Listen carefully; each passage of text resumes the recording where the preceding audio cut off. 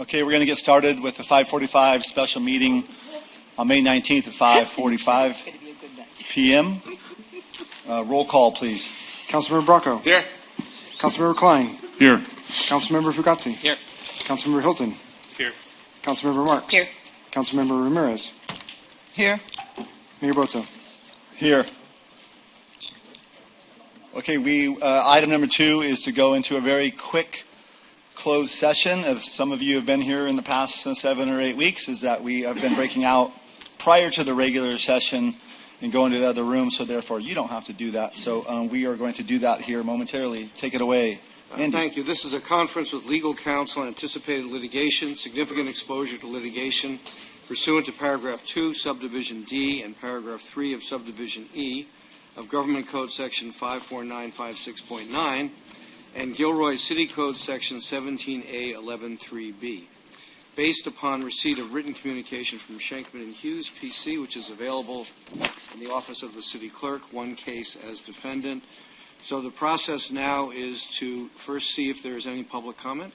We have no comments at this time. All right. Then I advise the council that it would unavoidably hurt the legal position of the city to discuss these matters in closed session, and therefore recommend, in open session, and therefore recommend that we go into closed session. We need to take a vote to do that. Roll call, please. Councilmember Bracco. Here. Councilmember Klein. Here. Councilmember Fugazzi. No, it's a vote to go into closed session. Right? Yes. I did it last Councilmember Hilton. Yes. Councilmember Marks. Yes. Councilmember Ramirez. Yes. Mayor Bozo. Yes. Okay, we will now adjourn to closed session.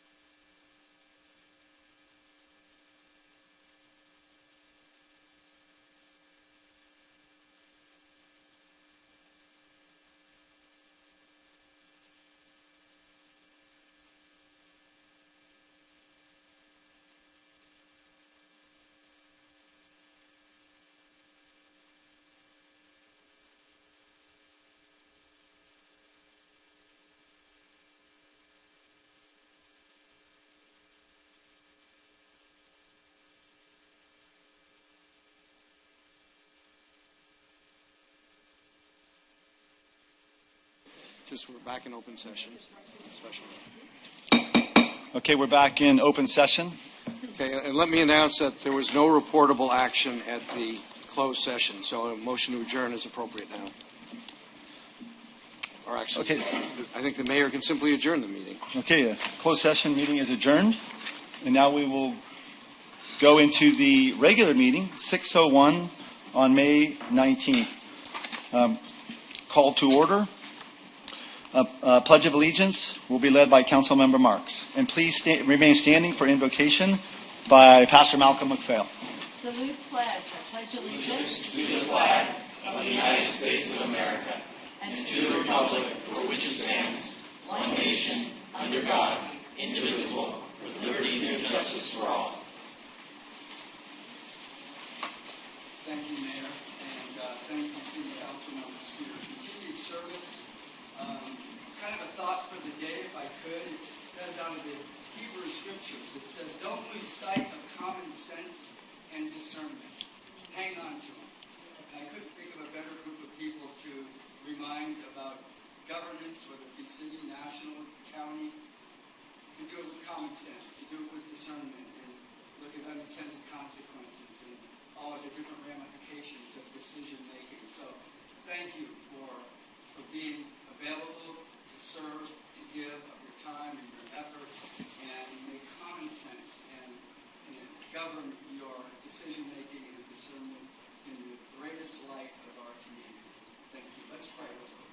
Lord, thank you for this opportunity to work with the city and the governance of the city. Thank you for the council members, our mayor, for those that are here that are first responders, God. I pray a blessing on our city, and I pray for our first responders that you will keep them safe, watch over them. And I pray for our council tonight that their decision making will be for the best of our city, for the greatness of our community.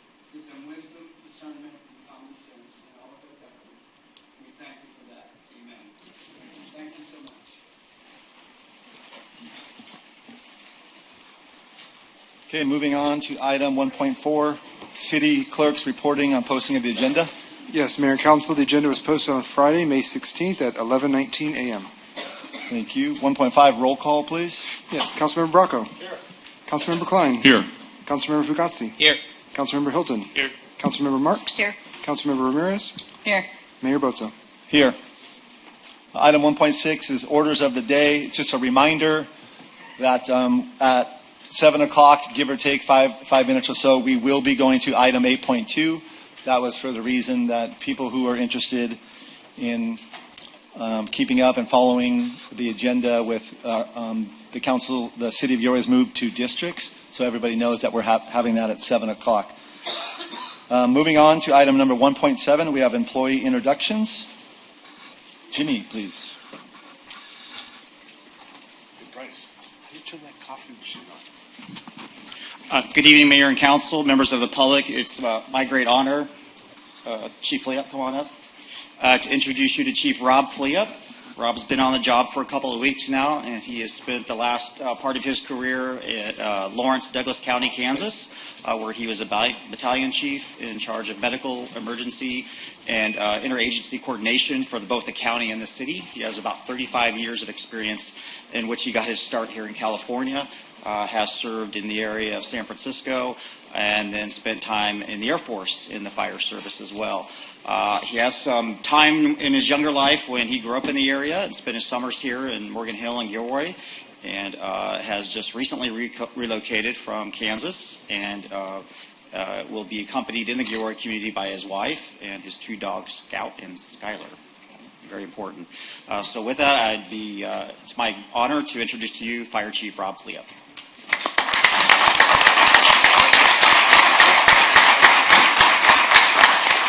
Well, thank you, Jimmy, for that. First, thank you, Mr. Mayor, City Council, staff, and the public. It's my honor to be here. In all fairness, I'm but the newest firefighter here. So the way I kind of look at it is I've been here 14 days, and I'm more than impressed by not just the public safety, but the department that you've given me the responsibility of leading. So in my 2 weeks, I cannot express how welcoming I've been made to feel. So every day is just an honor to come in and put the uniform on and stand up right here. I would be remiss if I didn't mention the support I've received from my wife to allow me to be able to come out here first and be able to give my attention to the city and to the community.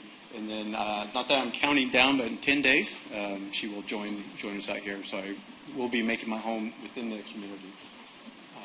So thank you very much. And with that, I'll be passing it to Division Chief Arlen Summers. Thank you.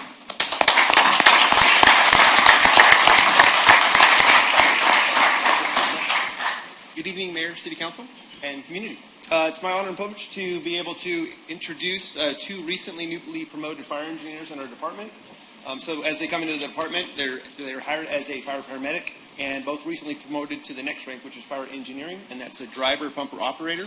So when you see the fire engine driving on the streets of the city of Gilroy, it could be one of these two individuals driving. So wave high, and they'll wave high back. And it takes a while to get through the promotional process. And so it's a group. It's always exciting to see upward advancement within the organization. And then we have some new hires that we'll be introducing, I think, in the next month. But let me first introduce Jess Skapik. Jess was born in Columbia, Maryland, but moved to the southern part of Santa Clara County when he was 4.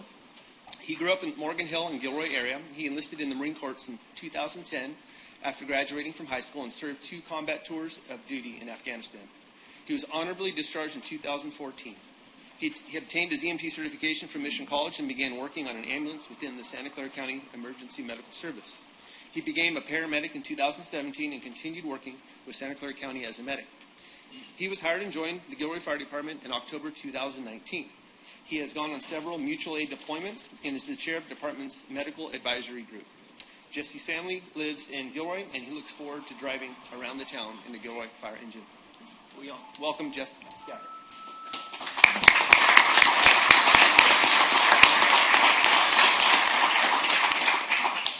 Everyone, thank you for having me. Looking forward to the opportunity.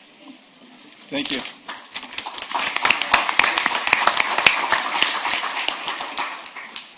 Next, we have newly promoted engineer Ian Nicholas. Ian has been with the Gilroy Fire Department since April of 2022. He lives in Vacaville with his wife Julie and his 10-year-old son Jack. In his free time, he coaches Little League and loves traveling off-road with his friends and family in Baja, Mexico. He has a hobby and loves to work on vehicles.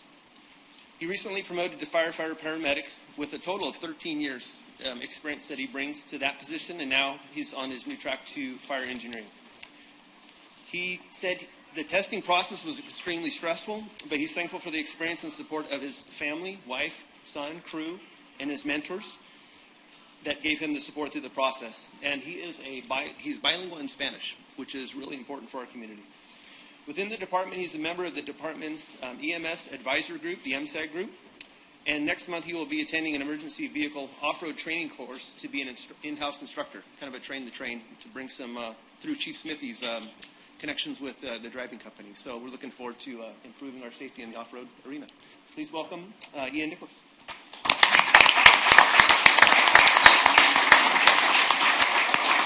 And once again, just, thank you for the opportunity. Thank you to my crew, the guys supporting me, and really my family. But we actually have a call right now, so have a good night, and thank you very much.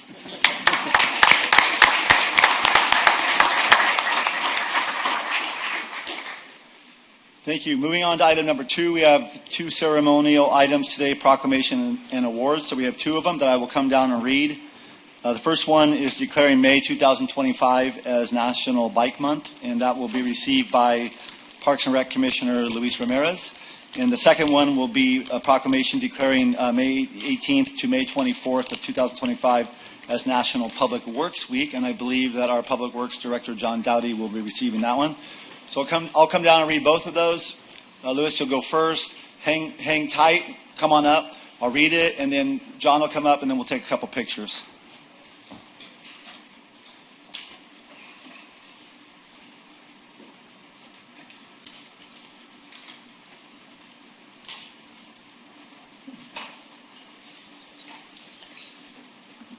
Okay, so City of Gilroy proclamation. Whereas, throughout the month of May, Gilroy will celebrate biking and the freedom, the joy, and the well-being it brings us, as well as the power, that more people riding bikes has in making life better for everyone. And whereas Gilroy is nationally recognized bronze bicycle-friendly community from the League of American Bicyclists, May 15th through 17th, 2025. Including hosted energized stations from VTA at Gilroy Transit Center, Gilroy Parks and Rec Commission at the Ubis Creek Trail, and 5th Annual Ride Gilroy Gardens. Whereas throughout the month of May, the residents of Gilroy and its visitors will experience the joys of bicycling through group rides, races, commuting events, educational programs, charity events, and or by simply getting out and going somewhere by bike. Whereas bicycling has been shown to improve citizens' health, well-being, and quality of life, growing the economy of Gilroy, attracting tourism dollars and local business spending, and reducing pollution, congestion, and parking costs on our streets and roads. And whereas Silicon Valley Bicycle Coalition, schools, parks, and recreation departments, police departments, public health districts, hospitals, businesses, and civic groups will be joining the League of American Bicyclists in promoting bicycling during the month of May 25. Whereas these groups are also promoting the use of bicycle as both a means of transportation and recreation year-round to attract more visitors to enjoy local parks and trail systems, as well as restaurants, hotels, retail establishments, and cultural and scenic attractions. Whereas these groups are also promoting greater public awareness of bicycle operation and safety education during Bike Month and year-round in an effort to reduce collisions, injuries, and fatalities and improve health and safety for everyone on the road. Now, therefore, I, Greg Bozo, Mayor of Gilroy, and on behalf of the entire City Council, employees, and residents of Gilroy, join in declaring the month of May as National Bike Month.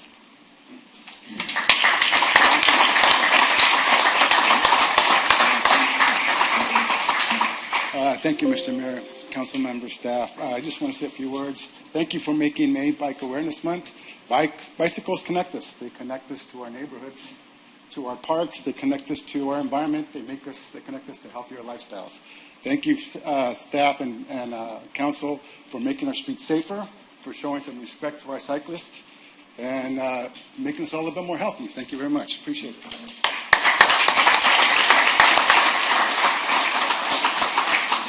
So before I do this next one, I do see that people are standing. There are plenty of seats here, and don't be shy if you guys want to come in and sit down. There's plenty of seats.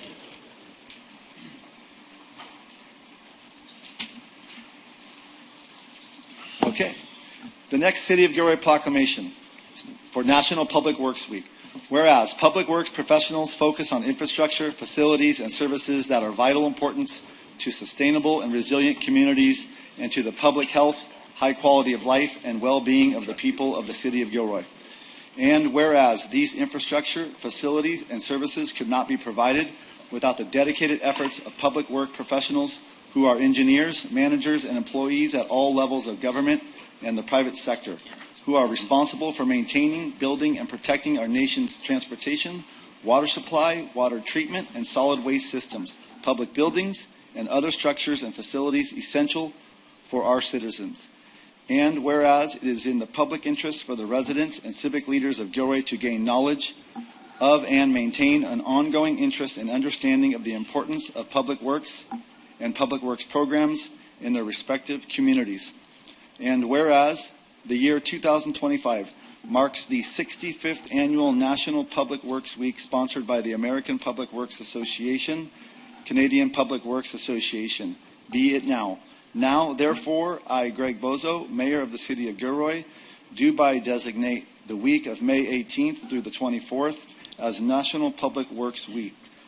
I urge all citizens to take a moment to recognize the substantial contributions of the members of the City Public Works and Utilities Departments who provides life-sustaining water and sewer services, safe streets, trails, and paths, as well as parks and community facilities to recreate and gather and to acknowledge the importance of these efforts in advancing the quality of life for all who live, work, and play in Gilroy. Congratulations.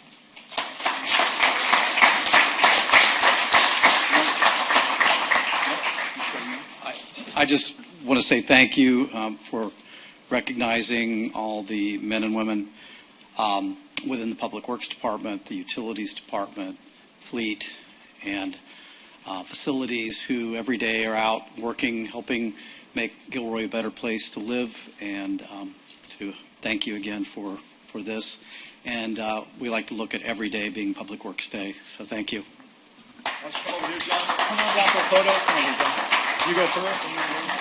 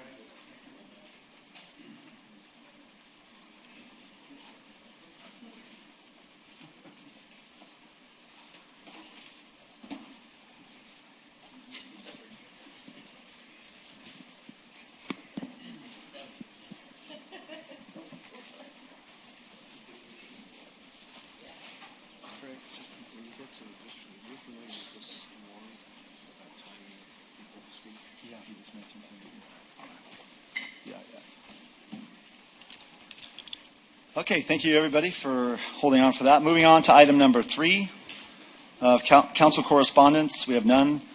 And now moving on to item number 4. 4.1 is the annual Sister Cities Association presentation. And that will be done by Sister City President David Peoples.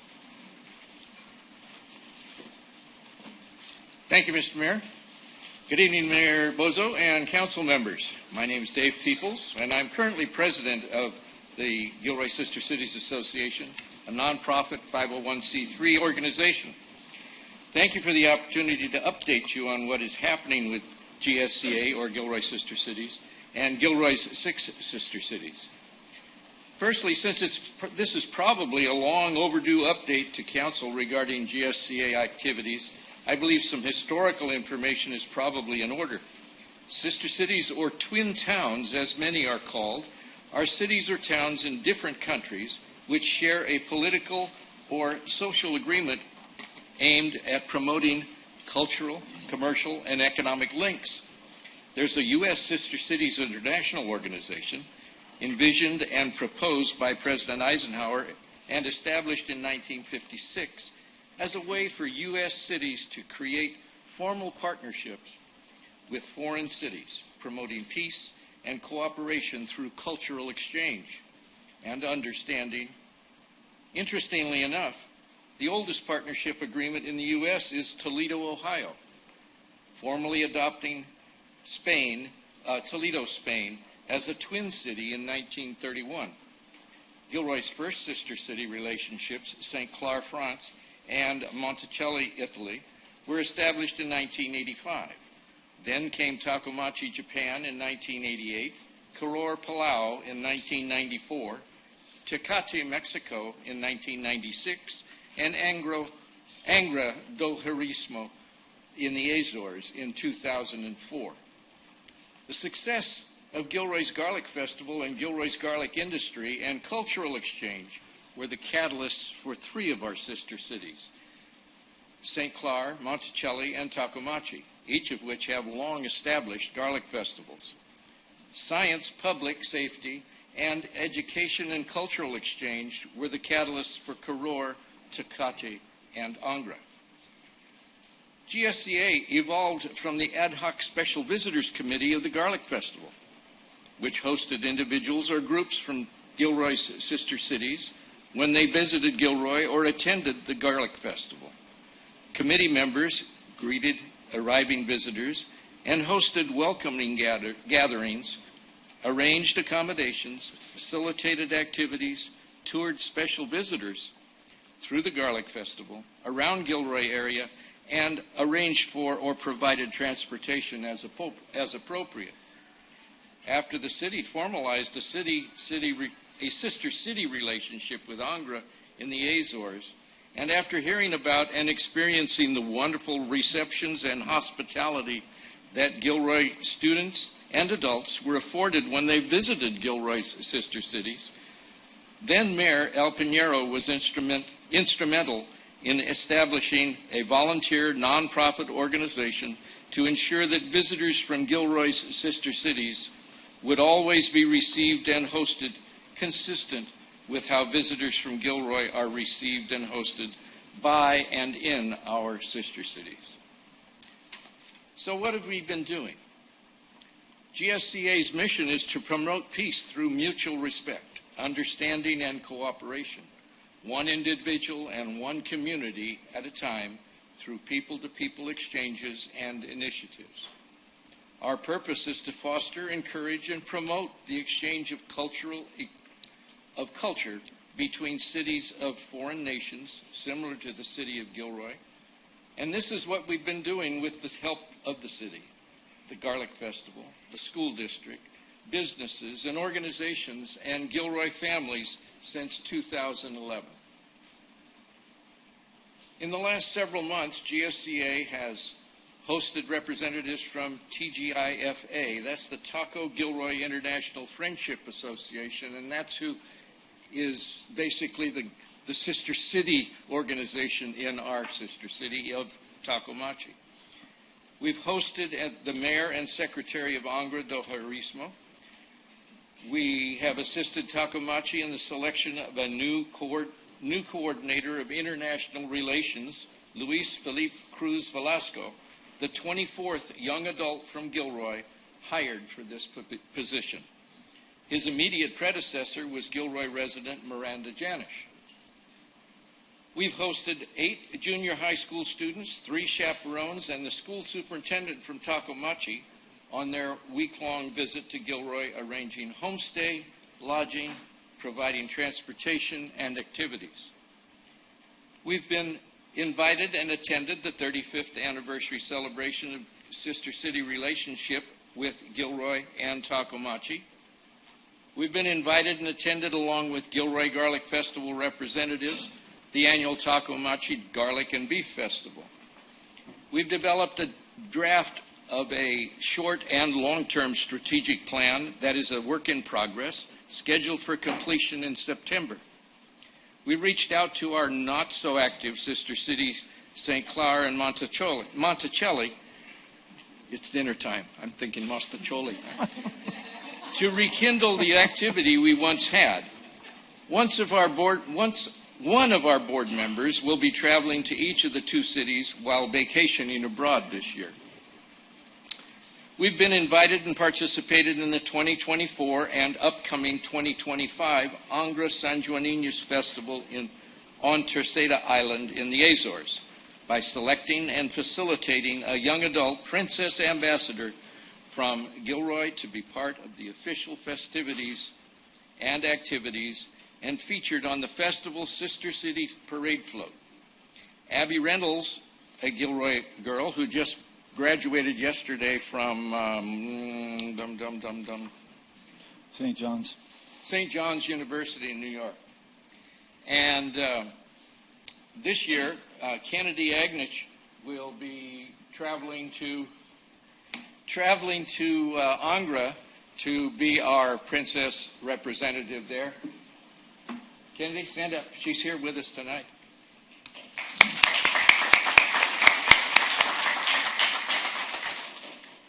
We facilitated a Gilroy delegation visit to Angra as part of an Azores Islands tour last year, collaborated with Gilroy Garlic Festival to invite our sister cities to the recently confirmed return of Gilroy Garlic Festival. We've begun efforts to rebuild a more friendly and interactive GSCA website and refresh our social media outreach. We've presented GSCA budget for our fiscal year, January through December 2025, to the city as we need to, projecting expenses of about $21,600 against a $15,000 billable and fundraising of $13,000. We've reached about 30% of our fundraising projection so far. To date, we've accrued 3,757 billable expenses, completed about 90% of the funding recovery authorized by Council a few months ago. Now, it's very important that I mention and that you understand that all of these travel expenses and travel fun times that we have when we go abroad or visit our Gilroy sister cities, those are all funded with private funds, personal funds, not sister city funds, not city funds. So that's my update, and if any of you would like to ask questions, I'm happy to try and answer. Any questions for Dave? No? Thank you, Dave. Great report. Thank you very much. Thank you.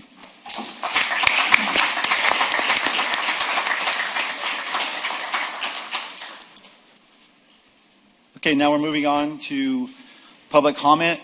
So just before we move forward, to be clear, this is public comment for anything that's not on the agenda. So if you are here to have comment about anything that's on the agenda, you will have a chance to do that later in the meeting.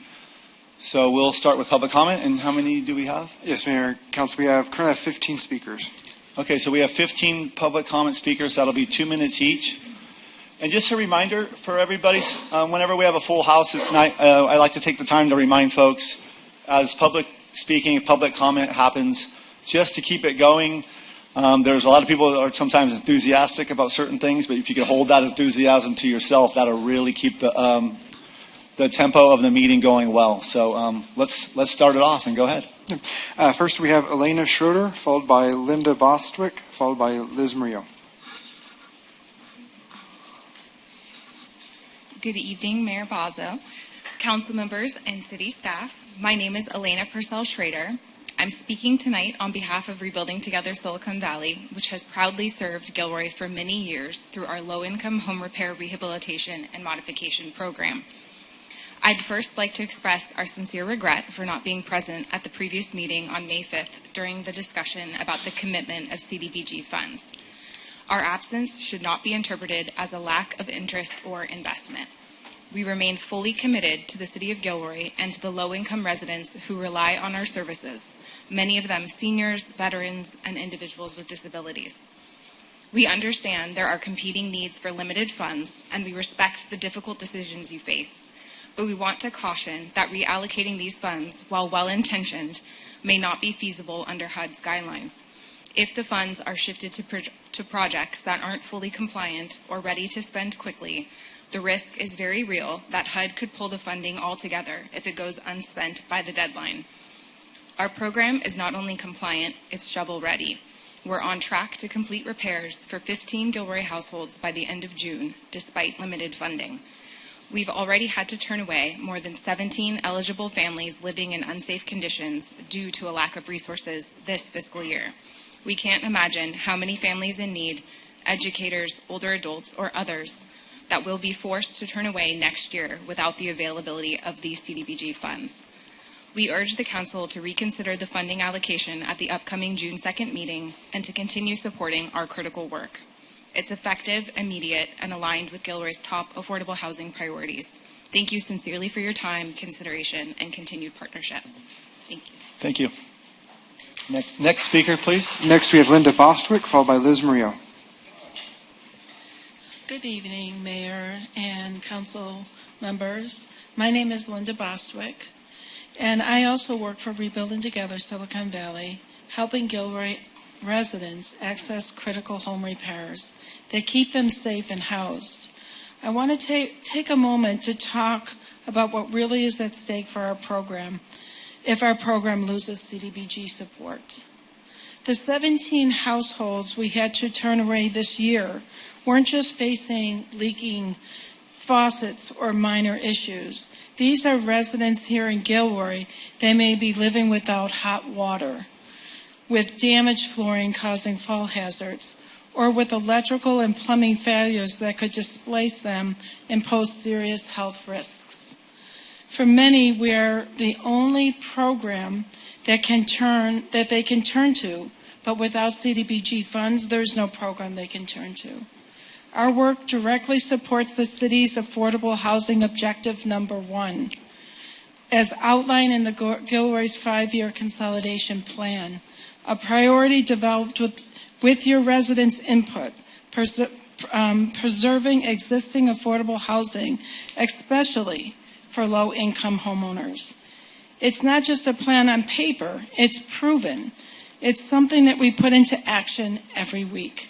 And beyond the human impact, there's a financial case. Every dollar spent on home repair prevents more costly outcomes, from emergency room visits after a fall to code enforcement responses to homelessness.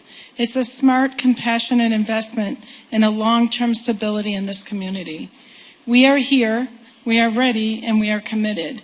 But without renewed CDBG funding, the program in Gilroy comes to a halt in July 1st. We sincerely ask that at the upcoming council meeting on June 2nd, the council reconsiders its funding allocation recommendation and allows us to keep doing the essential work for your residents. Thank you for your consideration. Thank you, Linda.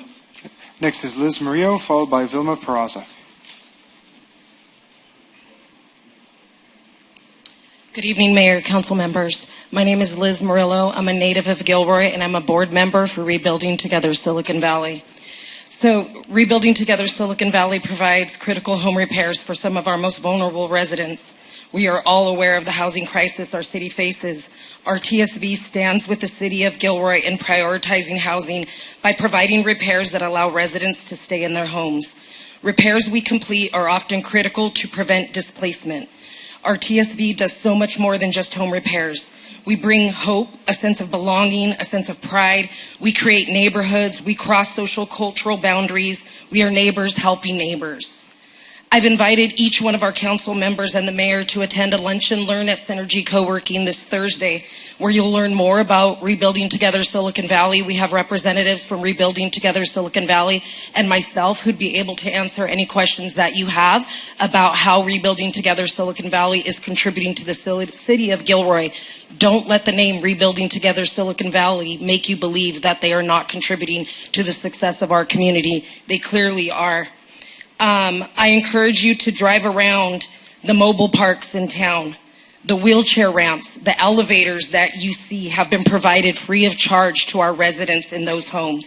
These are a necessity for these residents, again, to stay in their homes and to avoid displacement in some cases. Mobile homes don't appreciate in value. They depreciate in value. The homeowner's only hope is to maintain their property. And if they cannot afford to do that or cannot afford to buy another one, that's where our TSV comes in. If the home deteriorates, they're left with nothing or very little, not enough to rebuy if they need to.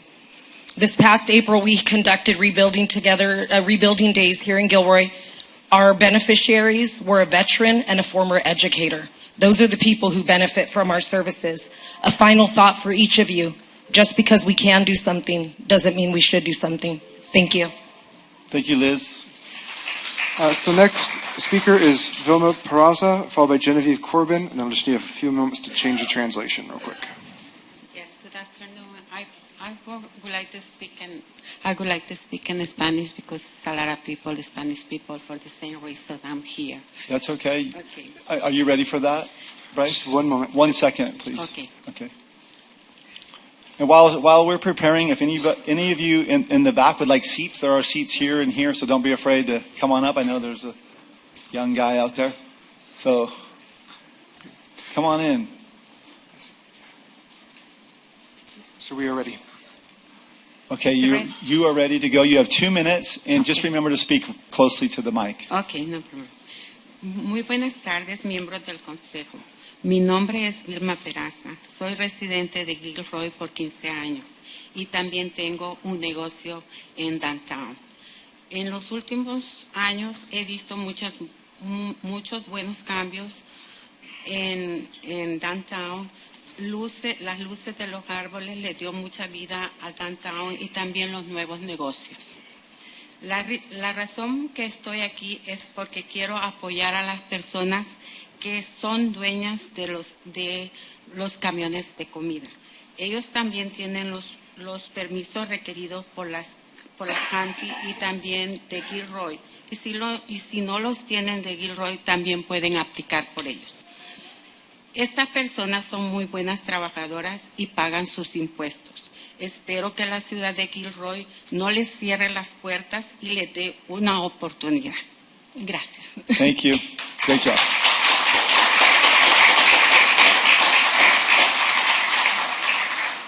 Just give one moment. In the meantime, Genevieve Corbin, followed by Juan Rojas. Hi. I'm here because we've been here before in regards to, I live at the Monterey Gateway Apartments just up the road.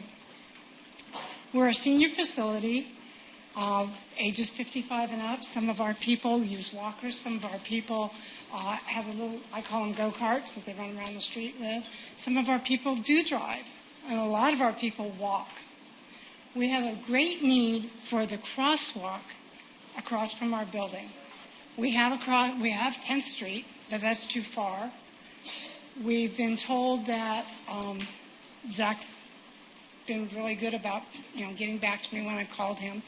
But we have been told that the finances for this have been authorized. However, unfortunately, due to hook or crook, some of the finances have not come through or they have been held up. I'm here to plead the case that we need to get this done. We have had a second accident, a hit and run. One of our people got hit trying to cross the street. She's in the hospital. She's had a couple of surgeries, broken arm in a couple of places. This is like an unnecessary thing. Seniors are not people that, a lot of our seniors don't go out and do stuff, but they do need to have the way to get across the street. The area from our apartment down is all dirt and rocks, which is dangerous to travel on. There's a lot of people that go up and down Monterey Highway, and we need some kind of stop that says, okay, somebody needs to cross the street. We'd really appreciate it if you guys would really look into maybe helping with the finance until the other finances get let go of. Somehow getting something done, because it's really it's dangerous out there. So I really appreciate you listening to me, and I thank you very much. And I brought several of our tenants with me because they wanted to see how the council worked. So Thank you very much. Thank you. I appreciate it. Thank you. Appreciate it. Thank you. Okay, next speaker is Juan Rojas, followed by Terry Hendricks Herman. Just as a reminder, it's ideal if we don't do applause in between speakers, please. We just really want to keep the meeting moving along. Go ahead, sir. Thank you. Hello. Speaking on behalf of food truck vendors, food trucks should be allowed in Gilroy, California to support small businesses and enhance culinary diversity and create vibrant community spaces, offering residents and tourists alike affordable, creative dining options while complementing the city's thriving agriculture and festival culture. Let's focus on two specific benefits. Economic angle. Permitting food trucks in Gilroy would stimulate entrepreneurship, generate additional tax revenue, and create jobs while keeping food costs competitive in a higher inflation era. Tourism angle. As a hub for garlic lovers and festival goers, Gilroy could leverage food trucks to attract younger crowds, extend visitor stay, and modernize its food scene without compromising its small town businesses. Food trucks matter. Thank you very much. Next speaker, please. Next speaker is Terry Herman, followed by Miguel Flacker. Hi, good evening. I'm here to support our local food trucks. As a long-time Gilroy resident, they bring in people to downtown. We've seen great businesses, the breweries pop up. We go downtown every Friday and enjoy our local breweries and the food trucks. When we're down there, we often see families driving through, looking to see who's down there, and they'll pull over and get out, maybe buy a 4-pack of beer and buy something from the food trucks with their kids and move on. They bring in business. So please, and a diversity of food, please open back up for the food trucks. This is what our community wants. Thank you very much. Next speaker is Miguel Flacker, followed by Rose Eng.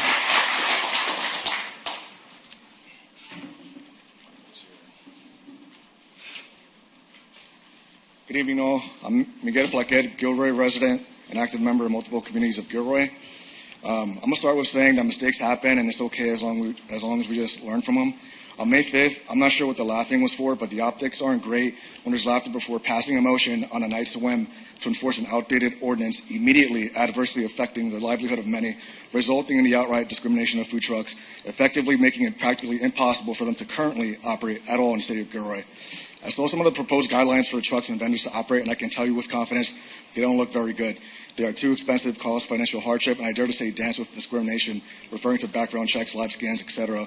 I just like criminals, just like any other protective, responsible adult, believe that background checks and live scans for when these vendors want to operate at a school property or somewhere similar to that. I encourage everyone to review the temporary vendor permit prices being pitched to the city, which is also another major issue. My personal community mission is to increase the veteran hall presence and activity because bottom line is they need help. We need help. Having food trucks at the property was going to be a main component for this strategy, not to mention that this enforcement technically seems to affect medical vendors that stage at the veteran hall as well. When thinking of permitted locations for trucks or vendors, we get it. A food truck directly in front of a business blocking a view is obnoxious. So make it so that they have to be a reasonable distance away.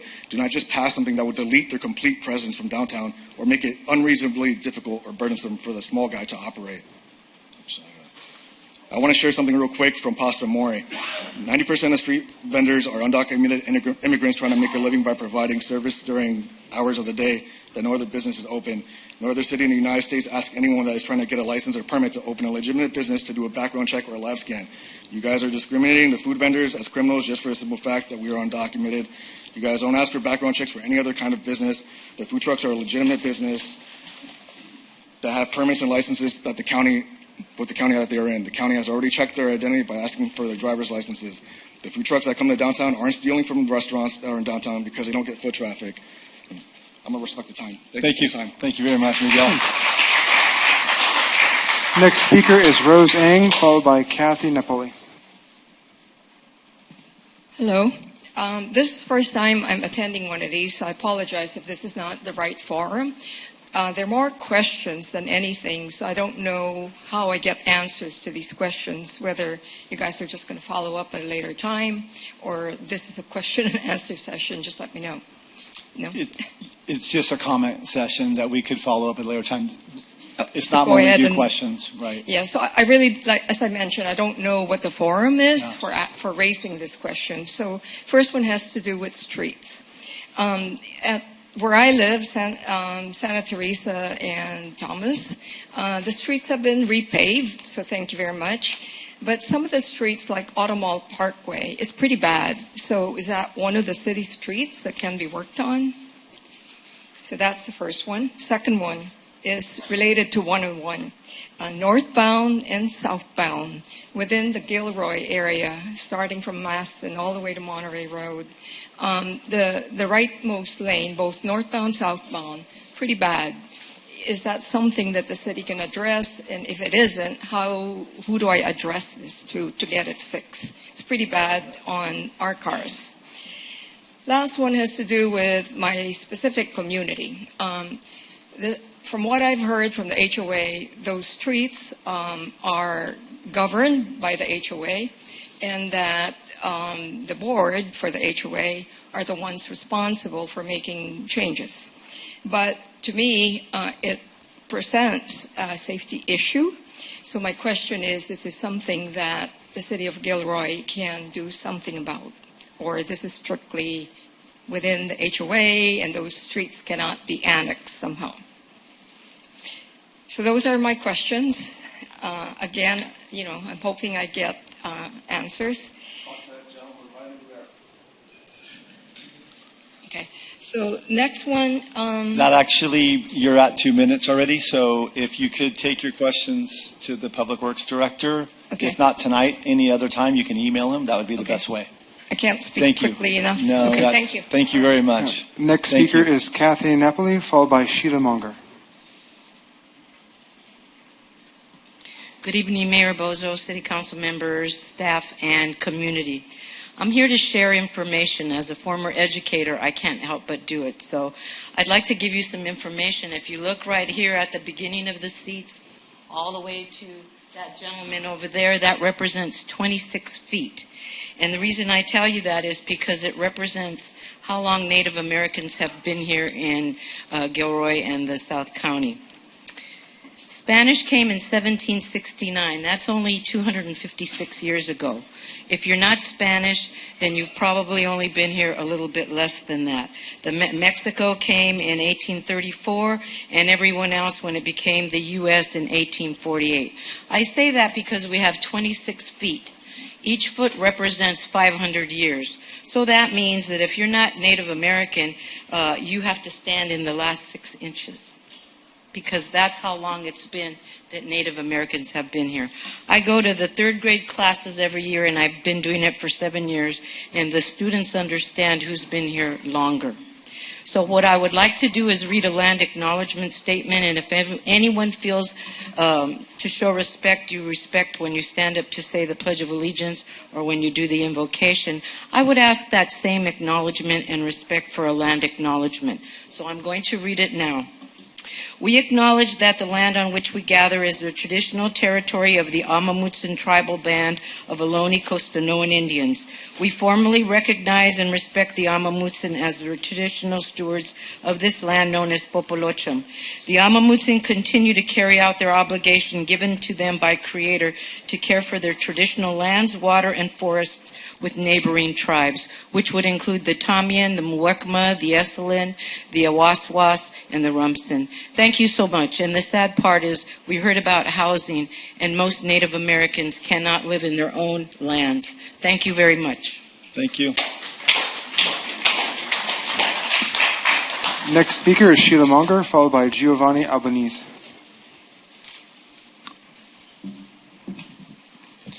Good evening, Mayor Bozo, council members. My name is Sheila Monger, and I'm a Gilroy resident, and I'm here to talk about the food trucks. Last time we were here, there was a long discussion. There was overwhelming public support. We listened to a paid consultant tell us that we had enough parking. We had business owners here to support the food trucks. We were informed that the ordinance was designed for ice cream trucks and was told that that ordinance would be updated. And then a member, a vendor possibly, had offered to help you to update the ordinance as he had worked with other cities and had that legal language. Alternatives have been given, such as maybe a central place like the 5th Street mural, maybe along Gourmet Alley, or partnerships with businesses to use their parking lots, etc. But here we are. Nothing has been accomplished. You're sabotaging the downtown right in time for summer traffic, and I find it shameful. Thank you. Next speaker is Giovanni Albanese, followed by Matthew Gallion.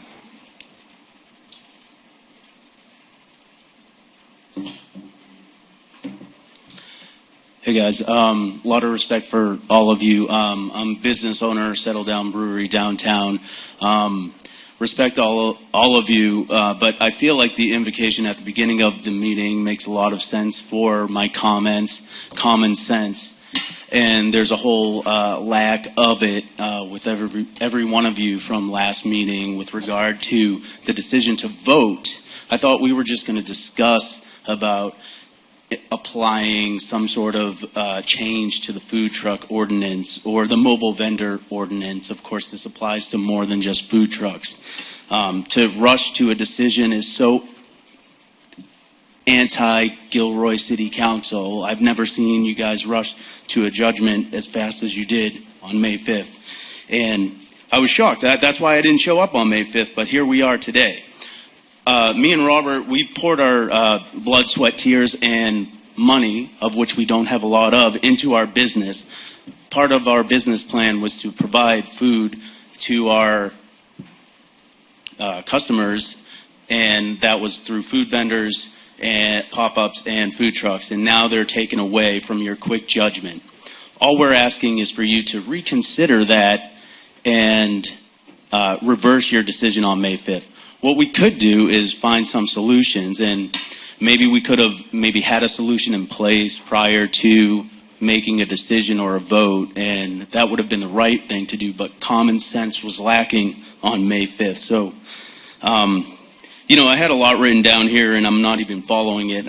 Again, emotion taking over here. But I'd like to actually chat with all of you off the record here so we can actually have a conversation to get to a solution, because really, a solution is necessary, because you're going to drive our business out before, anything happens with your plan. Thank you guys for your time. Appreciate you all. Thank you. Next speaker is Matthew Gallion, followed by Lucian Schott.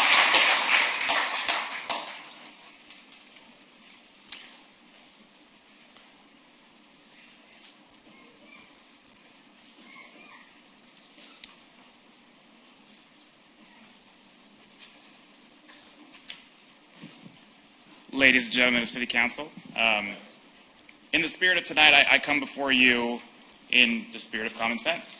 That, again, as Giovanni so aptly pointed out, was lacking in our last City Council meeting on May 5th, where that decision was so hastily made to arbitrarily apply old, outdated policy to something that is completely different than what it was intended for.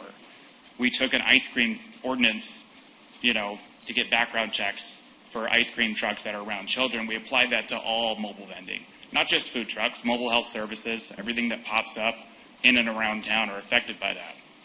So what I would encourage the City Council to do is propose a future agenda item to add it on. If somebody wants to make the motion, second it, you can have a vote on that to add a future agenda item onto your next meetings so that we can reverse this ordinance, bring the food trucks back. You all can go sit down with the businesses that are affected by this, food trucks included. Talk to them. Figure out what solutions work, what solutions don't work, because right now it doesn't work. So we need you guys to do your part, what you're intended to do, and that's to make our city better, not worse. And right now, we're trending backwards. You're making it worse. So I would encourage you all to take a moment, reflect on that. I spoke with a lot of you before, concerning a lot of other issues, and not one of you came to me with this beforehand. So, again, take a second, digest that. Hopefully we can get this decision reversed and we can collaborate in the future to safely integrate food trucks back in. That would suffice the City Council, suffice the restaurants, and make everybody happy so we can continue to have a beautiful city and keep going forward instead of backwards. Thank you. Thank you very much. Next speaker is Lucian Schott, followed by Dan Donovan. Can you say the name again, Bryce? Sure. It's hard to hear. Next speaker is Lucian Schott, followed by Dan Donovan.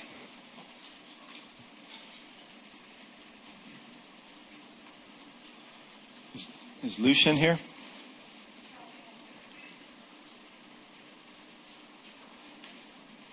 Do you want to jump to Dan? Yeah, let's go and move to Dan Donovan. Yeah.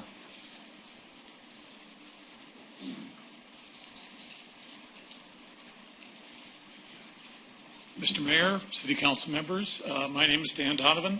I'm the recently appointed chair of the Gilroy Historical Society Architectural Awards Committee. And what I want to do is announce our 4 award winners for this year. We'll be recognizing them at our annual meeting in the middle of June. So the 4 winners, we have 2 commercial properties that are downtown and 2 residential properties. The 2 commercial properties are Savvy's Downtown Suites, owned by Savannah Longenbach, and with a lot of help from Dave Porcella, and Gilroy Bowl, which is owned by David Leal. The 2 residential properties are 7600 Carmel Street, which is owned by Peter Ortiz, and the second one is 321 6th Street, across the street from the library here, and that's owned by Sandra Johnson. Thank you for your time. Thank you. Thank you, Dan. Okay. Did we find Lucian? Is he here? So this is second call for Lucian Schott, and he's our final speaker. Okay. Thank you.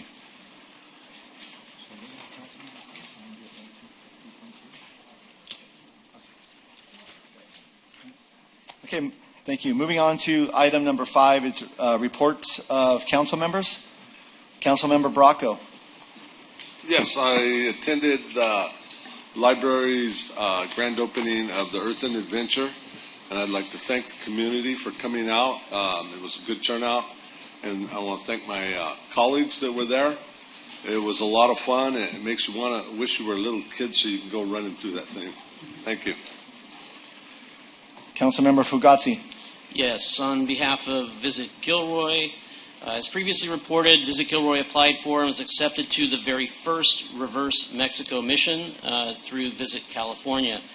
Last week was a big event where Visit Gilroy's director met in Oakland with approximately 20 travel VIPs from Mexico and subsequently took them on a tour of some of Gilroy's highlights. 9 of the travel and tourism VIPs spent the night in Gilroy and the following morning ate breakfast with the mayor at Nacho Moyo's gallery, followed by visiting other art hotspots like Ruben Dario Villa's studio, 6th Street Studios, the Clove Complex, the Neon Exchange, city murals, as well as seeing Old City Hall, the Cannery Makers Market, Gilroy Bowl, and Koval. Visit Gilroy also arranged for a ranger-guided tour of the Chickatack Adams Native American cultural site and garlic ice cream at LJB Farms. The day concluded with an enthusiastic tour of Gilroy Gardens and a sneak preview of their upcoming Cherry Jubilee menu. Our guests were blown away by the Gilroy Gardens and all that Gilroy has to offer. Gilroy is the smallest community, is one of the smallest communities allowed to participate in this amazing program. The norm is for much larger cities and those with highly developed tourism assets like Monterey, Santa Cruz, Anaheim, and San Francisco. Mexico sends more international visitors to California than any other country, and our guests left Gilroy with a new understanding of how Gilroy can make an ideal hub for exploring California. Visit Gilroy is immensely grateful to the partners who extended themselves to ensure the spotlight on Gilroy was bright and memorable. Thank you. Councilmember Marks. Yes, the Santa Clara County Habitat Implementation Board met this past Thursday. We reviewed the draft operating budget for 2026 and 2027 and the proposed projects for the next 2 years. The annual Habitat report covered all the completed projects for this past year.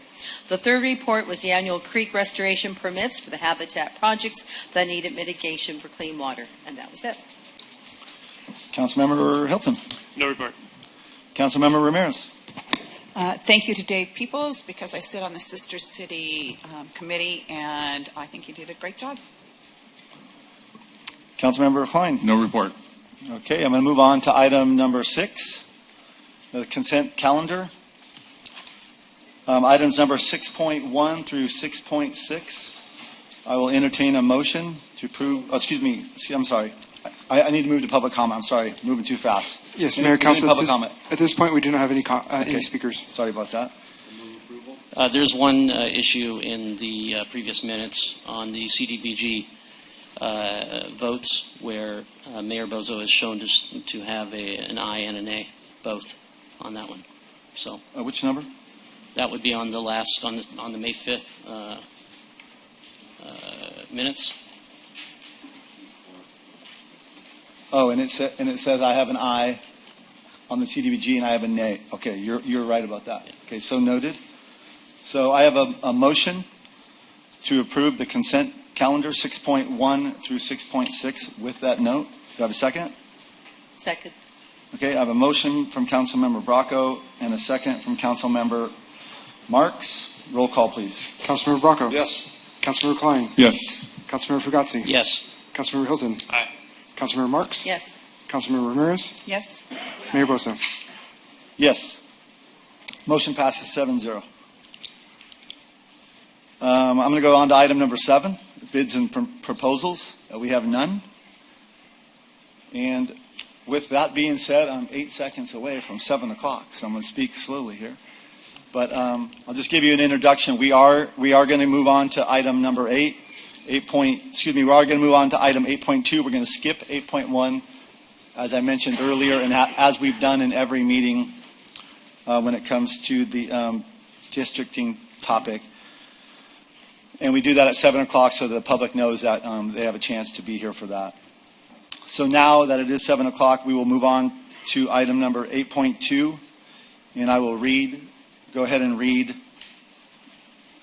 the topic. The sixth public hearing regarding the city's transition from an at-large to a district-based election system for the purpose of receiving the demographer's presentation on the transition process and selecting a final district elections map from the remaining 2 draft maps D and F, as well as determining the order of elections, that is, which 3 districts will be on the ballot in the November 26 election, and which 3 districts will be on the 2028 ballot.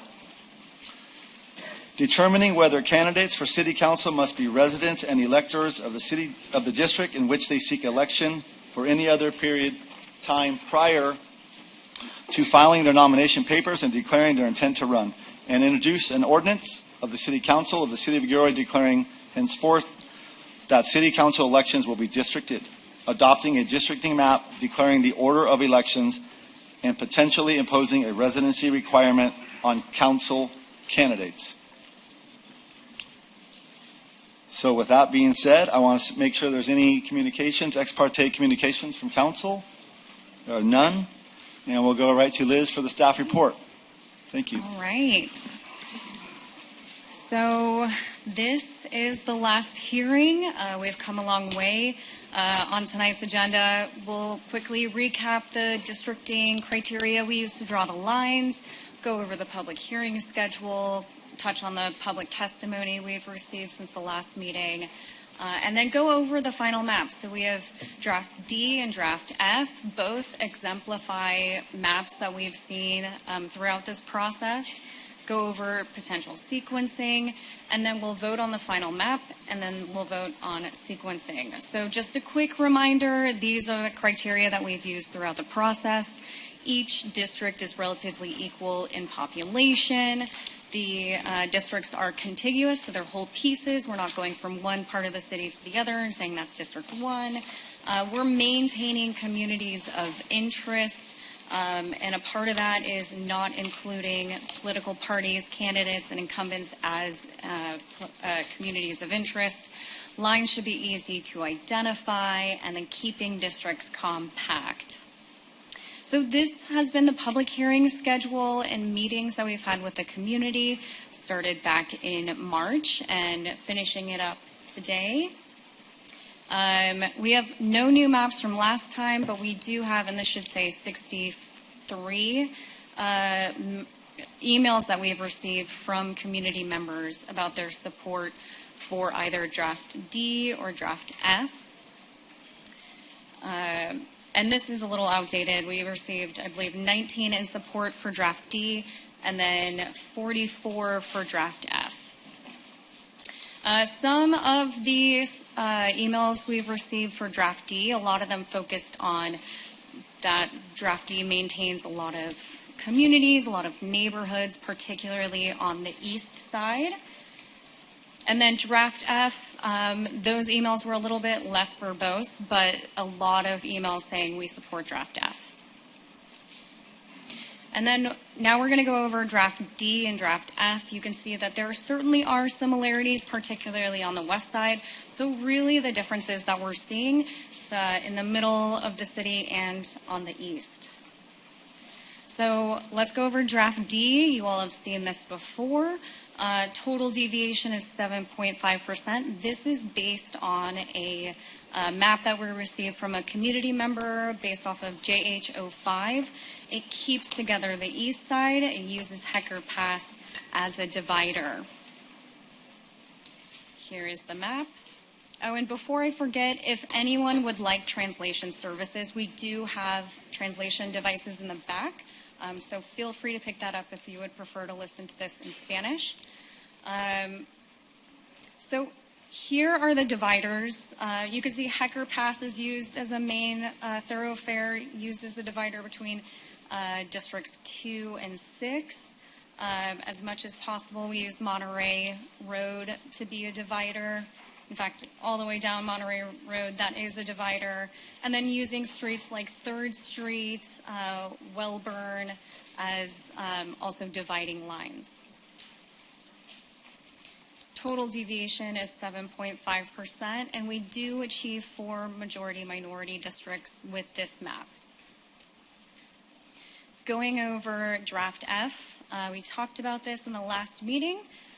Total deviation is 9.9%. It is under that 10% maximum that we're allowed to have. This, again, is based off of a public map that we received called Fair 1. And then it uses Hecker Pass as a highway, again, similar to Draft D. However, the differences that we're seeing, particularly on the east, it does divide the east side between District 6 and District 4, while still achieving 4 majority and minority districts. So here are the street dividers. Again, Hecker Pass uses a divider. So District 1, everything above Hecker Pass is in District 1. Everything below that is in District 3. And then 3rd Street is also used as a divider for District 3 as well. Again, here we see the total deviation is 9.9%, and we do achieve for districts with Latino CVAP over 50%. So those are the draft maps that we are considering tonight. Once you pick a draft map that you want to select, that's when we're going to start talking about sequencing. So obviously your districts are up at different times. So it's the staggered election system like every other city. 3 districts are up in 2026. 3 districts are up in 2028. So when we start thinking about how we want to sequence it, we can think of a multitude of factors. This obviously includes public input, natural election cycles. So if there's somebody in District 6 who's up in 2026, could make sense to have that district up in 2026. And then, of course, areas that are historically underrepresented, oftentimes cities will use that as an opportunity to put those districts up first. So here is what we're going to do tonight. We're going to talk about the draft maps, which ones you prefer, and then select a map to move forward with. And once you select a map to move forward with, we can't go back when we start talking about sequencing. So when we get into sequencing, that's when we can talk about things like incumbency. So that's why it's important to select a map first, and then we'll go over sequencing. And then at the end, when you select your sequencing, that's when you'll vote on the ordinance, which will include both the map and the final sequencing. So that's the presentation, pretty short, hopefully so we can obviously allow the public to give their input and then debate which map you would like to move forward with. Okay, we'll start off with questions. Councilmember Klein? Questions or comments? For staff. Yeah, first comments, questions. No, thanks for everything you've done. So I just say that. Thank you very much. You've worked really hard. I have one question. Really guided us. So thank you. It's been a pleasure. Any others down here to my left? Councilmember Fugazzi? So you went through all of the emails? Yes. Did you have a tally between the two? I did, yes. What was that tally? From my count, I got 19 in favor of D, and then, I believe it should be 20 because we got a last minute email, so 20 in favor of D, and then 44 in favor of F. Thank you. Any other questions? Yeah, thank you for clarifying that. I was going to ask the same question because it was a little unclear because you had a slide and then you changed. So thanks for clarifying that. So, Councilmember Hilton? No, okay, I'm sorry. Okay, we're going to move to public comment. And how many do we have?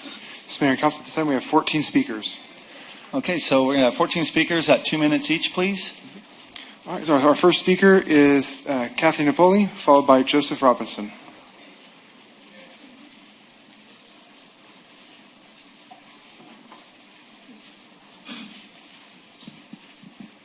Good evening again. My name is Kathy Chavez Napoli, and I'm here to advocate for MAP D. I think it's important for us to recognize that the numbers of 20 and 44 are not as important as preserving the communities of interest. Obviously, the east side has been marginalized for many, many years, and that side has not been represented. You have an opportunity because tonight is momentous.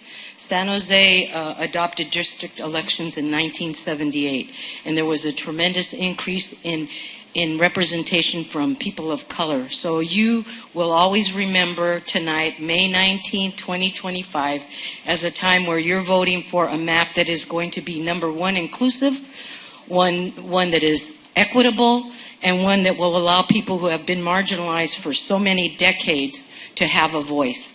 So you have the opportunity to do that, and you will be remembered for the vote that you have tonight. So I strongly urge you to support D, because that preserves communities of interest and it meets all the other criteria. So I urge you to support and vote for D. Thank you. Thank you. Bryce, can you call three at a time, so maybe the following two after Joseph can come up so we can move it along a little quicker? Yes. So next speaker is Joseph Robinson, followed by Joanne Fierro, followed by Dan Donovan. Okay. Hello, Council and Mayor. So the at-large elections that broke state law for creating racial polarization so obvious that it was pointless to challenge it in court gave us this all-white council. To this prickly, all-white city council, this move to district elections was a blow that could not go unanswered. As movement conservatives, for whom democracy is an unacceptable and provocative barrier, and who seek to overlook the needs, interests, and indeed the rights of the near supermajority of Gilroy's residents in order to gather power into their Babbitt hands, inquisition and countermeasure will be and can be their only response. Map D is the district map preferred by the better part of their constituency, whom they are dogmatically and ideologically hidebound to overlook. Namely, working-class families in Gilroy, on whose back the wealth of this city was built. Thank you. Joanne, next, I believe. Next speaker is Joanne Fierro, followed by Dan Donovan, and then Tanaya Stump. It's no surprise I'm for Map D. I've mentioned it 3 or 4 or a half a dozen times. I am definitely opposed to Map F, and this is why. This community of interest does not deserve to be split up. We are Gilroy because of our deep heritage amongst Native Americans and Latinos that have worked diligently to keep this community afloat. They deserve more. And I want to just pay attention to all the new events that this community has brought. The Tamal Festival, La Ofrenda, that are in the news. They're bringing commerce to the downtown. It's vitality. It's important. Do the right thing. Don't split that community of interest up just to make some one person happy. Next speaker is Dan Donovan, followed by Tanaya Stump, and then Jorge Mendoza.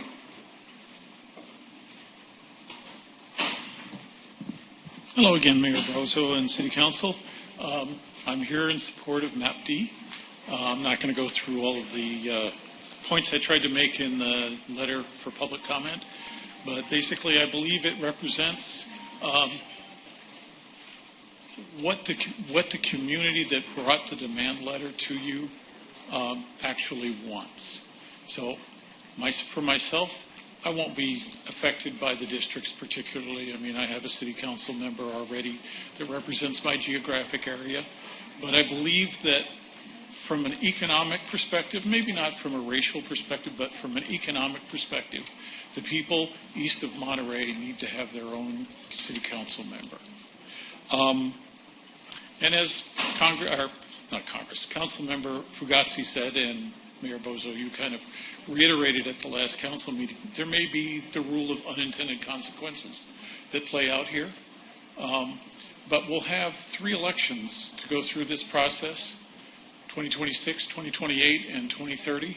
And in 2031, we'll be looking at the next census, and we'll probably go through redistricting at that point. But by then, we'll have a lot of experience, and we'll know whether the results of this redistricting process actually work to the benefit of all citizens of Gilroy. Thank you. Thank you very much. Next speaker is Tanaya Stump, followed by Jorge Mendoza, and then Fabiola Bataz. Good evening, Mayor and Council members. My name is Tanea. I live on the east side. I am a longtime resident of Gilroy, and I'm a parent here. I do a lot of work with communities and families here in the city, and I want to express my support for MAP-D. The east side has been historically left out of key decisions that take place in the city, and this is an opportunity to give the neighborhood and families like mine a real chance of representation. It reflects who we are. I understand that MAP-F has a lot of appeal. It creates competitive districts, but those gains come at the expense of the East Side community, and I think you guys really need to take that into consideration. I know that she said there was 20 emails in support of MAP-D and 40 in support of MAP-F, and I think that illustrates some of the problem. Access, equity, and representation matters to this neighborhood. The goal is fair, effective representation, and MAP-D does that. Thank you. Thank you very much. Next speaker is Jorge Mendoza, followed by Fabiola Bataz, followed by Alberto Lustre. Buenas tardes, alcalde, miembros del concilio.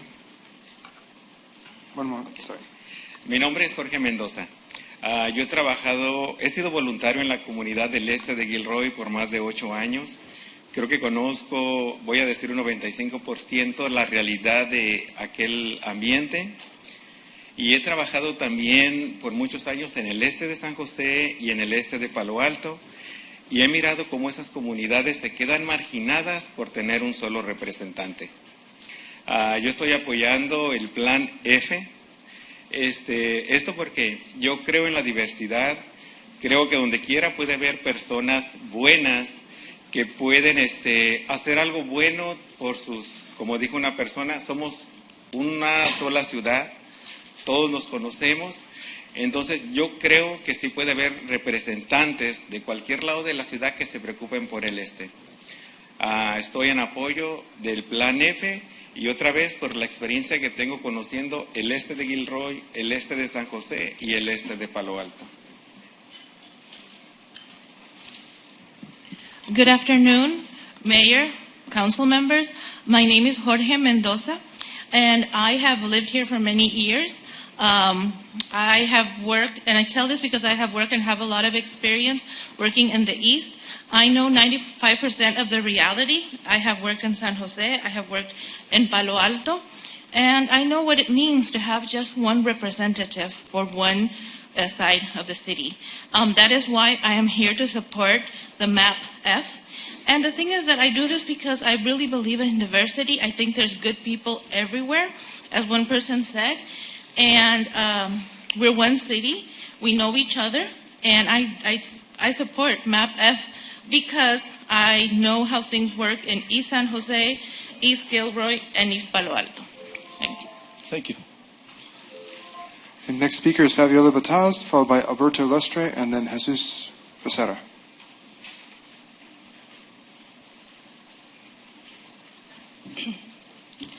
Ready? Yes, All 2 right. minutes, please. All right. Good evening, Mayor and Council members. My name is Fabiola Bataz, born and raised here in Gilroy. I know you forever. I'm here in support of MAP-D. I would like to see you guys all to vote for that too, because not just the adults, it also includes the kids, the workers, and everybody that's in that community. Our community on the east side deserves to be respected. Our history deserves to be honored. Our community deserves to be voiced and heard in City Hall. And the representation needs to be for everyone. And I mean everybody. Even our neighbors' dogs. Everybody. Everybody deserves that. It's a shame that a lot of city councils don't look to the public or to the community, and they still want to divide us in a way where we get our mouth closed. They put this little, you can't say nothing because the ones who vote here has the last word is you guys. Make a difference in somebody's life, especially the children that come up to look up to you guys, who want to be like you guys. Make that difference. What's not broken, don't fix. Thank you. Next speaker. Next speaker, Alberto Lustre, followed by Jesus Becerra, and then Armando Benavides. Good evening, City Council. Alberto Lustre, longtime resident of Gilroy.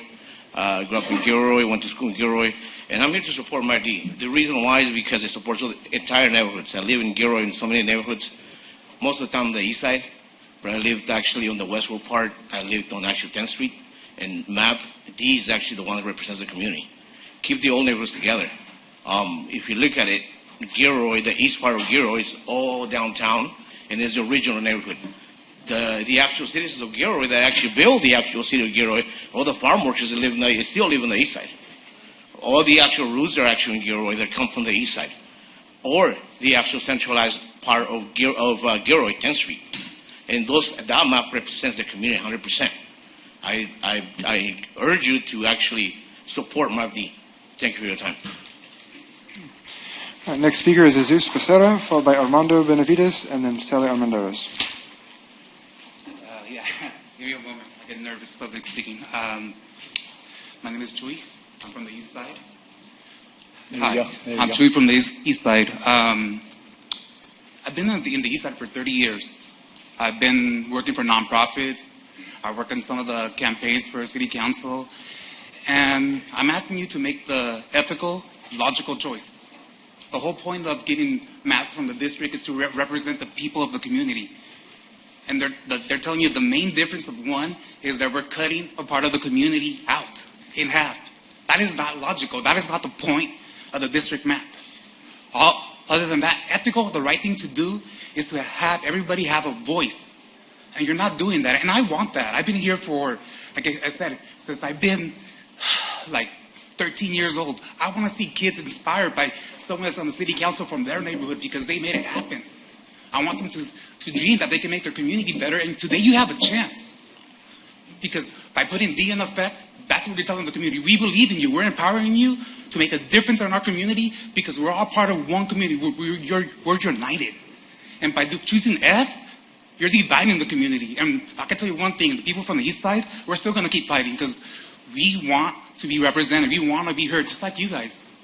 And I'm just asking you to do the logical, ethical thing. Thank you. Okay, next speaker is Armando Benavides, followed by Sally Armendariz and Rebecca Armendariz. Good afternoon. Good evening, City Council. I support Map D, and I urge you to adopt it. One thing I like about it, it was written by a community member who went out there and he took the time out to look what the needs of the community are, and I think that's great that it was written by a community member. Map D maintains the integrity of the east side along the north-south orientation along Monterey Road.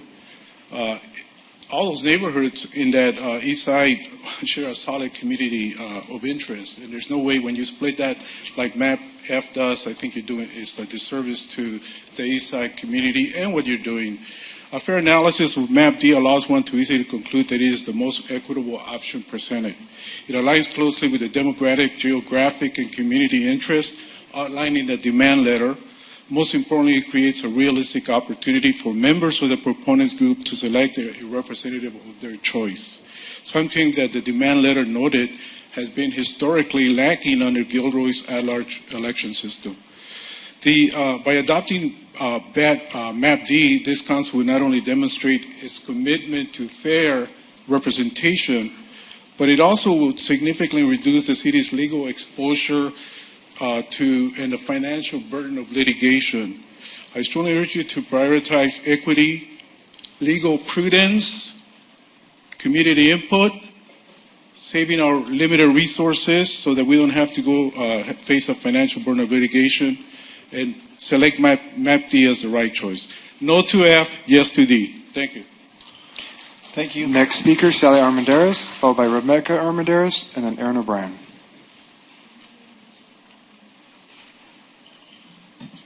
Good evening to all of you, and I'm Sally Armendariz, and I'm here because to remind you that the California Voting Rights Act has existed since the year 2001, and it's time that this council abide by it. It was created to allow minority disenfranchised groups in California the right to be represented by someone who lives in their community and shares their interests and concerns. Today is a day that you, the existing council members, can show that all Gilroyans mean something to you and that you believe they should have equal and fair representation. As you sit here as city council person today, Your only concern should be what is fair representation to all Gilroyans. Are large minority areas of interest met? Because to manipulate a map is not legal. It's not legal, and it's not honoring the Voting Rights Act and federal. It is very, really illegal. You are our counsel, and I tell you, it's not only abiding the law, but honoring the intentions of the law, which is the right thing to do, and that is to have equal representation. And you've heard dozens of Gilroyans expressing how important it is to them to have fair representation in their community. Honor these residents. Gilroy is a town of many faces. Honor them. Don't be afraid of your neighbor who lives across town. They care about Gilroy too. Let them have representation. I recommend that you vote for Map D, and I hope your conscience allows you to. Thank you. Next speaker is Rebecca Armendariz, followed by Aaron O'Brien, then Jorge Vargas. Good evening. Rebecca and I are switching spots. Just want to take a moment, and I won't take the 2 moments, to speak in support of Map D. I think it is clear that the East Side is a community of interest, and frankly, it is a community of interest that has been marginalized and not represented in the entire time I have lived down in Gilroy. So this is really an opportunity to give voice, and I think we're hearing clearly that the East Side wants a united voice. They want Map D. And I think that the message that will be sent tonight, if we don't select Map D, is really problematic. So I urge your support of Map D. Next speaker is Aaron O'Brien. Rebecca Armendariz, followed by Jorge Vargas, our final speaker. Mayor, council members, Rebecca Armendariz, not Aaron O'Brien. We look a lot alike, but we're not the same person.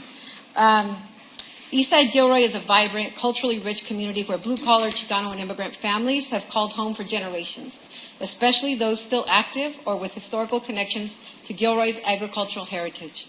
We are unequivocally a community of interest, and Map F would break it up, in violation of the California Voting Rights Act and in absolute contrast to the reasons why district voting was initiated in the first place. Not only does Map F break up our community of interest, by doing so, it appears to pack potential Latino voters in its Northeast District 6 by adding Latino voter-dense areas to the immediate west of Monterey Highway. It also creates a Southeastern District 4, which somehow has the densest population of Latino residents of any of its districts at 74%, but a much lower citizen voting age population at 58% than if those voters were represented in a district that kept the Eastside community of interest whole, potentially disenfranchising the voice of Latino residents. Map D, on the other hand, would keep our community of interest a whole. We are a close-knit community. We share strong family values and cultural ties as well. Whether it's our houses of worship, celebrating the shared Mexican heritage and traditions of many of our families, from the Tamal Festival to our carne asadas at San Isidro Park to the quinceañeras at the IFDES Hall. We also share the experience of sending our kids to South Valley and Gilroy High School. I would encourage the City Council to consider the legal risks of supporting Map F, given the issues, but you should do this because it's the right thing to do, not because of the threat of a lawsuit. Thank you so much. Thank you. And our final speaker is Jorge Vargas. Hello, everybody. Jorge Vargas here. I wasn't going to speak today, but I felt that I needed to. I did send Mr. Mayor an email last week, and I'm going to go ahead and read it off, not only to everybody here, but everybody in the public, and then also add my 2 cents at the end that I didn't add to my email. So, dear Mayor, I had the opportunity thoroughly to review the drafts. After careful consideration and discussions within friends and family members, the clear preference among us is Draft D. What stands out most about Draft D is how well it keeps neighborhoods and communities intact. This is essential for fostering unity and pride, especially in historically undeserved and lower income areas, as a lot of people have already spoken about. Although I live on Orchard Drive, my primary concern is ensuring the neighborhoods surrounding Las Animas Park and San Isidro Park remain together within the same district. Draft D accomplishes this, strengthening community identity rather than dividing it in general. Notably, it keeps South Valley Middle School and San Isidro Park in the same district, a thoughtful choice considering they are all only 1 minute's walking apart. The same logic applies to Las Animas Park, where Draft D maintains cohesion within its district. While my focus is on these two parks and their neighboring communities, The strengths of Draft D extend to the other districts as well. It reflects a more cohesive and community-centered approach across the entire city. And just to answer a couple of kind of general comments that have been said here, and I don't expect for translation. Yo vine a este país a los 5 años. Yo tuve la oportunidad de vivir en Salinas, en un barrio de bajos recursos, y yo tengo la experiencia de toda mi vida de 40 años, de que la representación de la comunidad es importante. Y Draft D hace eso. Thank you. Now, as our last speaker, I'm sorry, that was last that was speaker. our final I'm speaker. sorry. Okay, thank you, everybody. Okay, so moving back, Liz, why don't you come back up and also. Yes. Okay. Sorry, I'm closing the public hearing officially. Thank you. Why don't we start with questions? Councilmember Klein, comments? Yeah, no questions at this point. I just want to say this process has been 4 months of intense and I think great, just a lot of discussion by both the public, but also us as a council, with our attorney, demographer, and it was robust, and both in this setting, but also in the 2 public meetings we had, and also in our closed session. Although you can't be a part of that, there was a lot said in that really discussed the issues, and I know from my standpoint in dealing with this and confronting it, and something we're doing, it's been robust, and at the end of the day, I think we've done a great job. So however this plays out, we can walk away knowing that we did the best job we could together. So. Thank you. Councilmember Ramirez? I'd just like to echo that. And thank you to everyone. There were a number of people that have spoken tonight, have spoken throughout this process. I know that a lot of us, most of us get, the same email addressed to all council members, and so we have been reading emails. Some of them have come individually, some of them have come directly to Bryce, and we have them here. And I just am very impressed, not just by how we've handled this and taken this very seriously, but by the community that has expressed strong interest in different maps that have come forth. So, and kudos to all those that took the time. We had 40 maps that were submitted. 40. I think that sounds right. Yeah, roughly 40 maps that were people took the time to submit. So, and it was not easy. Thank you. Councilmember Bracco? Yes, I want to thank the community for all the emails and phone calls and stuff we have received. We got, one thing I noticed is residents of the east side preferred Map F. And a lot of the emails we got were Spanish, and they wanted Map F. I live in the east side, and not only do I live in the east side, my family has been in the east side of Gilroy for over 150 years. So I'm tied to that community. I've seen it change a lot over the years. When I was in school, I remember they'd say, "Oh, you're from the other side of the tracks." And there's always been that stigma of the east side of Gilroy. And I like this map because it adds a little bit of Monterey, the other side of Monterey Street, onto it. And it splits it up, and it gives it a chance to have 2 representatives instead of 1. It's almost a third of the city. I think it's only fair that it be represented by more than 1 person. Thank you. Councilmember Fugazi. Yeah, I'd first like to thank the entire community from all sides of Gilroy to reach out, to provide their feedback on this process, and to my fellow council members and mayor.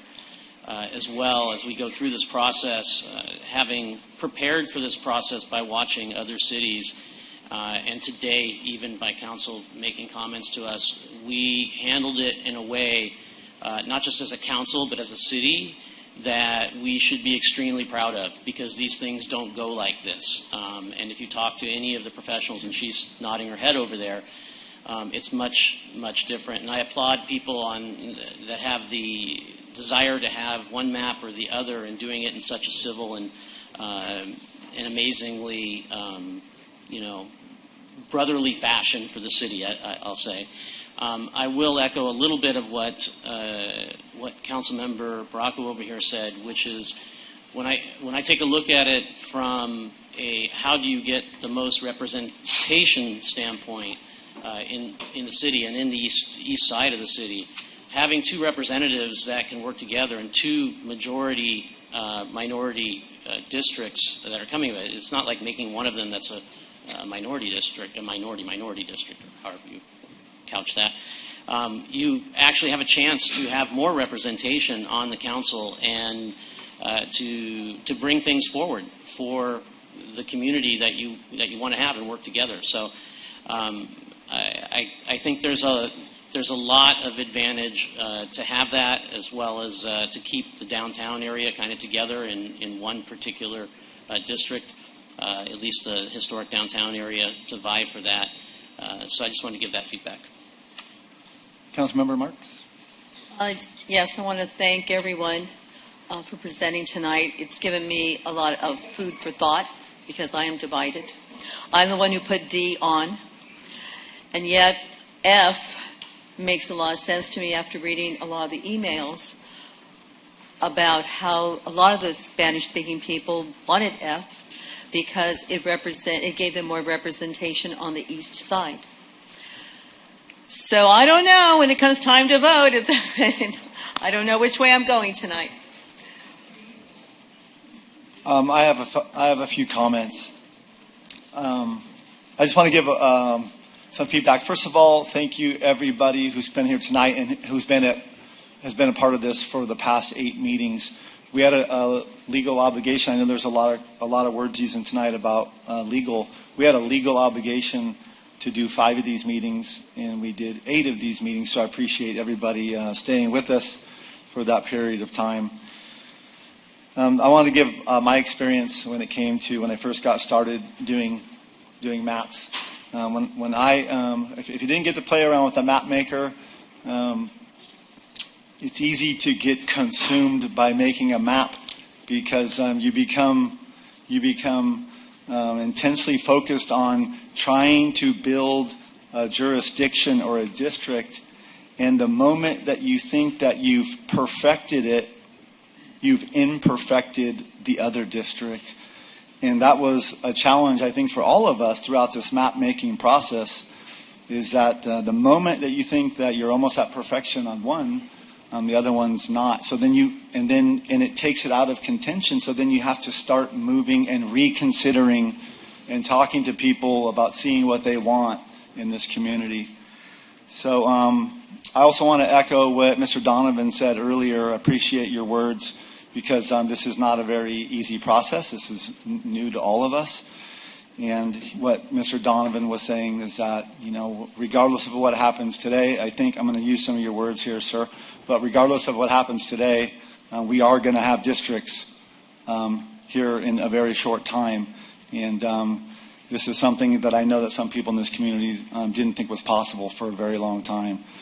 So please keep that in mind, and that, as Mr. Donovan said, and as we have sort of joked about before, that in a very short time we are going to be doing this again, and it's going to be based on a lot of new census data coming up in 2030. So, this is our chance to do the very best we can. But as I said earlier, when you try to build a district and you think it's perfect, the other ones are not. And so when this finishes tonight, it will be imperfect. So I just want to leave you with those comments. And any other comments? So the first thing that we need to do as a council is to select map D or map F. And I'm looking for anybody for a motion. I'll throw it out there. I'll make a motion to accept map F. So I have a motion. I'll second it. I have a motion by Councilmember Klein and a second by Councilmember Fugazi to select map F as the official district map. Roll call, please. Councilmember Bracco. Yes. Councilmember Klein. Yes. Councilmember Fugazi. Yes. Councilmember Hilton. Aye. Councilmember Marks. Yes. Councilmember Ramirez. Yes. Mayor Boto. Yes. Motion passes 7-0. Okay, thank you everybody for working through that. The next thing that we need to do is determine which of the districts in map F will go first. And let's just go quickly back to Liz to hear a little bit more about districting. Yeah. Please. So sequencing, I believe we have in our agenda posted online, evens are up in 2026 and odds are up in 2028. But you do get to renumber the districts. So if you would like to consider things like potentially where you are on the map or ensuring that certain areas that are underrepresented go up first, these are sort of the things that we can consider when selecting our sequencing. So if there are naturally 3 districts that would go up in 2026, let us know because I do not know where you guys live. So I'll start on the right this time, Councilmember Bracco. Well, we got number 4 has no one right now. Number 6, I'm up. And I believe number 5, the representatives in that area are up. So I would just say 4, 5, and 6. I'll make that a motion. I'd second that. Okay, I would like to explain what you just said to the public, if you don't mind. So Councilmember Bracco, his motion is that he's suggesting that if you look at the map here, that the Zone 6 and the Zone 4, which are the 2 districts of the east side, he believes that those should be 2 of the 3 that should be up in 2026. They should go first, right? And the reason why he said that he lives there, he lives in number 6. So basically, he's an incumbent. He's up for election in 2026. So he can either elect to run against somebody from Zone 6, because that's the zone that he lives in. Did I get that correct? Correct so far? Okay. And in Zone 5, when he said the others are up, that means that Councilmember Klein and Councilmember Marks live in the same district. And now that we've chosen map F, that District 5, that if they decide to run for election in 2026, they have to run against each other. So I believe this is why he's saying this is the most fair way to do it. Okay. So. And then number 4 is empty. And 4 is empty, so there will be a new council member for sure coming from District 4. And I want to add, in District 5, if they run against each other, of course, anybody else who lives in District 5 can run against them as well. What it also does is brings it to the forefront of 26, where you get that election to happen on those 3 districts. Yes. And I think that that's the imperative part of this process, is to allow that to happen sooner than later. And this allows that. Okay. So we do have a motion by Councilmember Bracco and a second by Councilmember Fugazi. I think I had that right. That districts 4, 5, and 6 will be the first to go in 2026. Did I get that wording correct? That's right. Okay. So roll call, please. Councilmember Bracco. Yes. Councilmember Klein. Yes. Councilmember Fugazi. Yes. Councilmember Hilton. Aye. Councilmember Marks. Yes. Councilmember Ramirez. Yes. Mayor Boto. Yes. Okay, now we're going to move on to the third item of consideration, and why don't you take it from there? Oh, I believe I'll turn that over to the city attorney. I think that's residency requirement. Yes, so just briefly, that's a question of whether council members who want to be elected in a district need to live in that district for some period of time prior to the election. There are cases on this, and there's actually law. There's law in California that says the city can require a council member to live in the district prior to filing nomination papers, however, only for a maximum of 30 days. So in front of you is a decision about whether you want to require that somebody, in order to run in a district, be a resident of that district prior to the time they fill out their nominating papers for between 0 and 30 days. Right now, with council members elected at large, there is no residency requirement. The charter only requires that council members be residents and electors of the city of Gilroy when they fill out their nominating papers. But you can require for these districts anything between 0 and 30 days. Yes. Now, it just says, what, somebody just says, I live here? Or do they have to show that they live there by a utility bill or a driver's license or something? Initially, the way these things work, we haven't had that issue in Gilroy, but other cities have. And if it's challenged, then there can be a court case about residency where people have to prove residency by whatever means are appropriate, including the kinds of things you talked about. That would be from another candidate pushing it, right? That could happen. That has happened in other cities, certainly. Okay. But that's no different than now, correct? Yeah, it is no different than now, that's correct. Except that it's district-wide instead of city-wide. Sure. Or would be. So, Andy, why wouldn't the city clerk ask for proof of residency? Because it just seems to me like we've gone through this districting, so you had proper people or people living in the community of interest, and now it seems like it doesn't matter. You know, No, that's not true. That's not true. No, I think the city clerk would ask for proof Oh, of they residency. would. They would. They would. Yeah. Okay. They would. But these things can be challenged. They do now. Okay. They do now, and they will then. Well, no, from what Andy was saying, it was like it had to be challenged by another person. No. But Could no, be. it could be. But the city clerk. Suppose the city clerk noticed that the person was not part of that district. Would he or she deny the person from running? The process is That could going to happen. the That process is could going to But be see, no he's different saying than now. that could happen. Well, it could. Would but I want to hear it will happen. Councilmember Mark, sorry, I'm going to help because I thought we already said it. So I just want to reiterate.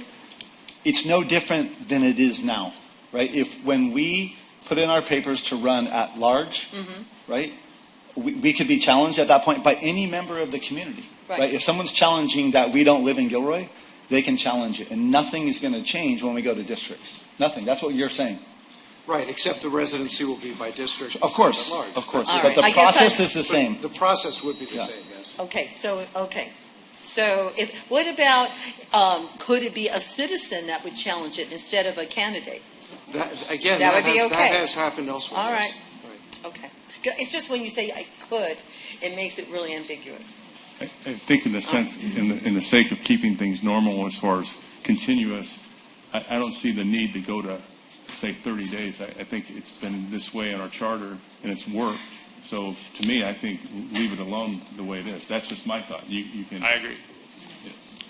No, it's not 30 days. I have a preference for 30 You have days. you have a filing deadline. There is not one. Yeah, it's your filing deadline basically to file for and get qualified, but it has nothing to do with the residence. So I'm good with keeping it the way it is. Councilmember Fugati? Yeah, I would make a motion right now to put it to 30 days, as is the maximum by law. I would second it. Okay, so I have a motion and a second that the residency requirement is 30 days. All those in favor? Aye. Well, do you need a roll call? We should do a roll call again, yes. It'd be better. Sorry, roll call. Councilmember Bracco. Yes. Councilmember Klein. Yes. Councilmember Fugazzi. Yes. Councilmember Hilton. No. Councilmember Marks. Yes. Councilmember Ramirez. Yes. Mayor Boto. No. Motion passes 5-2. Yes, that's correct.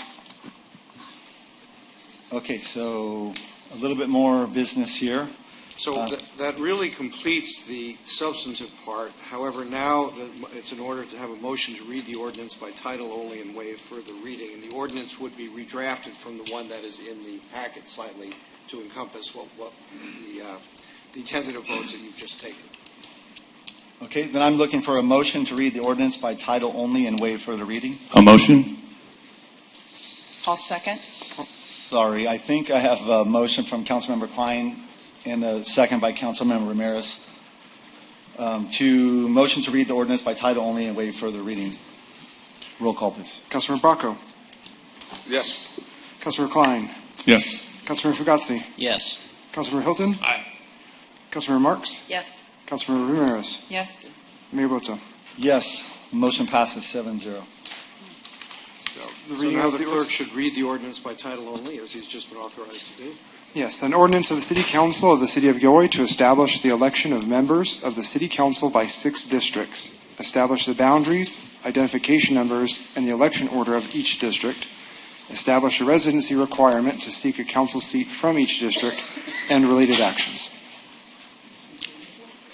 I will entertain a motion that was just read by the city clerk. And for the record, that would be to introduce the ordinance with the specifications that the council has just voted on. A motion? So I have a motion by Councilmember Fugazi and I'll a second second. by Councilmember Klein. Roll call, please. Councilmember Bracco. Yes. Councilmember Klein. Yes. Councilmember Fugazi. Yes. Councilmember Hilton. Aye. Councilmember Marks. Yes. Councilmember Ramirez. Yes. Mayor Boto. Yes, motion passes 7-0. Thank you. Pardon me? No. Okay, I am going to call for a 15-minute break. Thank you.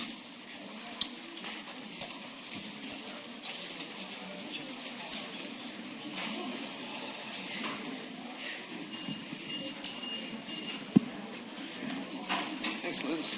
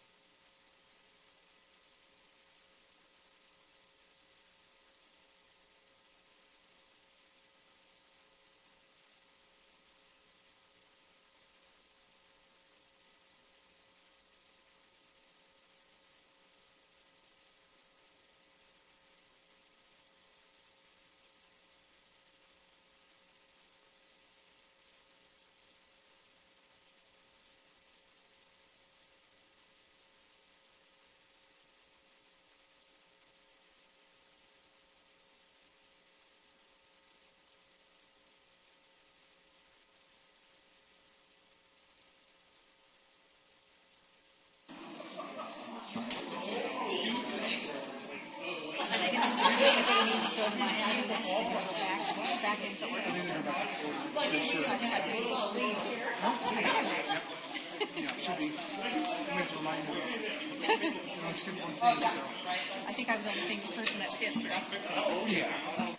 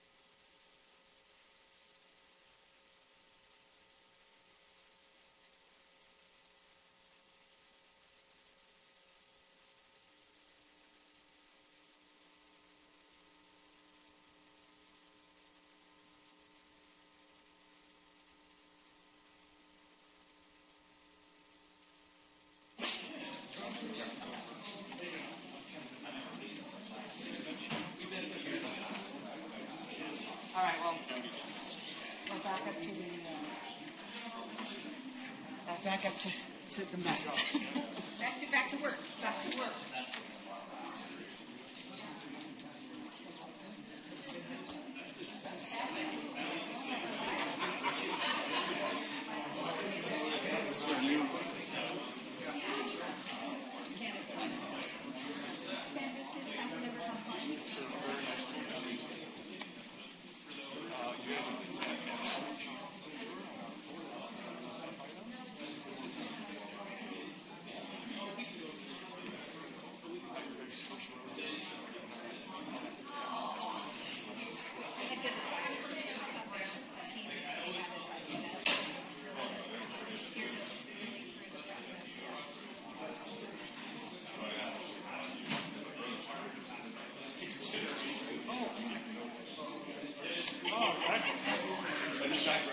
Yeah, you try to keep people good, and every once in a while keep track and, works out.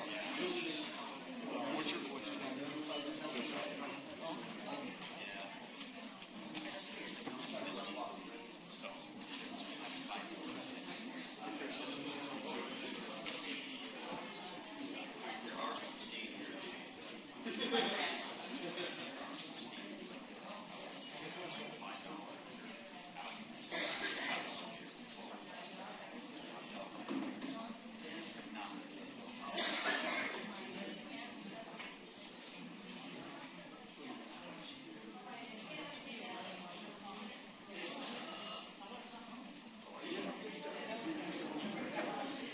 name?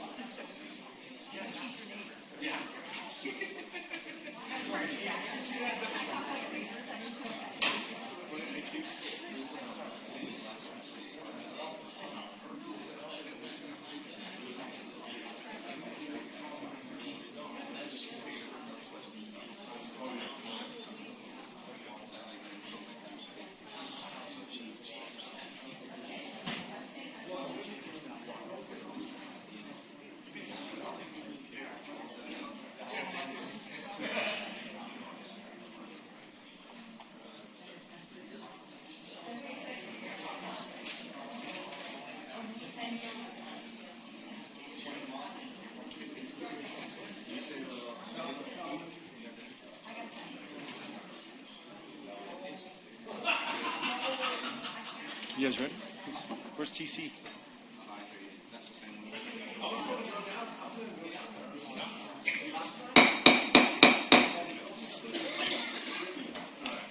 Okay, thank you everybody, or the few remaining, for coming back from the break. And we are going to move right on backwards to public hearing, item number 8.1.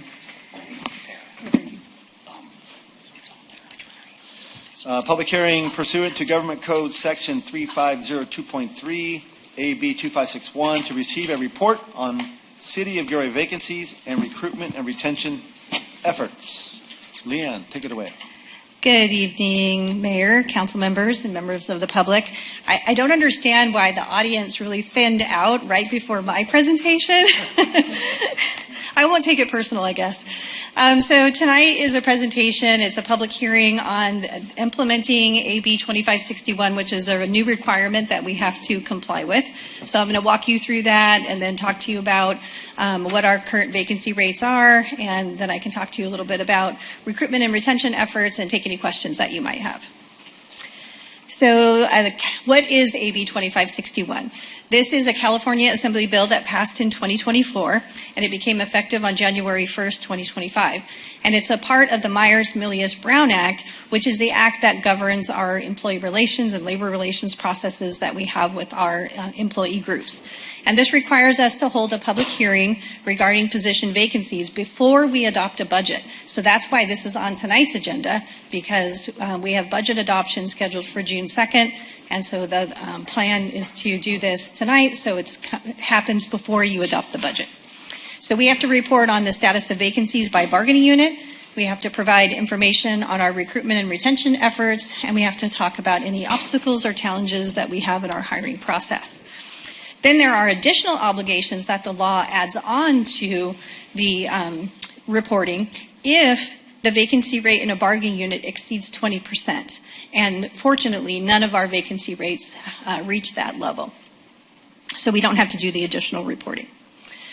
So what are Gilroy's bargaining groups? And most of these you're familiar with, but for the public, we have our employees broken down into 5 groups. 4 of them are formal recognized bargaining units, AFSCME Local 101, our Gilroy Police Officers Association, our Gilroy Management Association, and IAFF, Gilroy Firefighters Local 2805.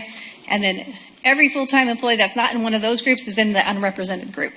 And that could be appointed positions, department heads, or confidential employees. So that's how our employees are organized across the different employee groups. So what is our vacancy rate by bargaining group?